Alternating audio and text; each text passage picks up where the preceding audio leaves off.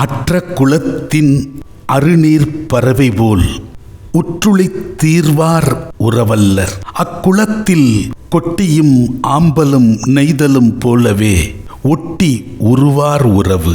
நீர் நிரம்பி வழிந்த குளங்குட்டைகளால் மகிழ்ந்து வாழ்ந்த நீர்வாழ் பறவை இனங்கள் அதே குளம் குட்டைகள் நீர்வற்றி வறண்டு விட்ட போது இங்கே நமக்கு இனி எத்தகைய பயனும் இல்லை என இதுகாரம் நம்பி வாழ்ந்த குளங்குட்டைகளை அம்போவென விட்டுவிட்டு அங்கிருந்து பறந்து போகிற பறவைகளைப் போல உள்ள மானுடர்கள் நமக்கு ஒருபொழுதும் நல்ல உறவினர்களாகவோ நண்பர்களாகவோ இருக்க மாட்டார்கள்.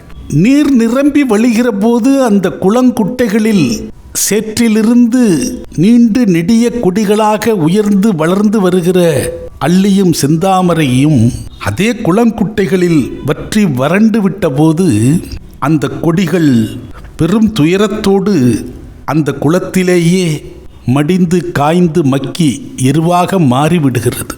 நம்மோடு இருக்கக்கூடிய நண்பர்களோ உறவினர்களோ நமக்கு அத்தகைய ஒரு இடர்பாடு நிறைந்த துன்ப வாழ்வு எதிர்கொண்டேமானால் அப்பொழுதும் உடனிருந்து உறுதுணையாக உதவக்கூடியவர்களாக இருப்போரே உண்மையானவர்கள் என்பதே ஔவையின் மூதுரை.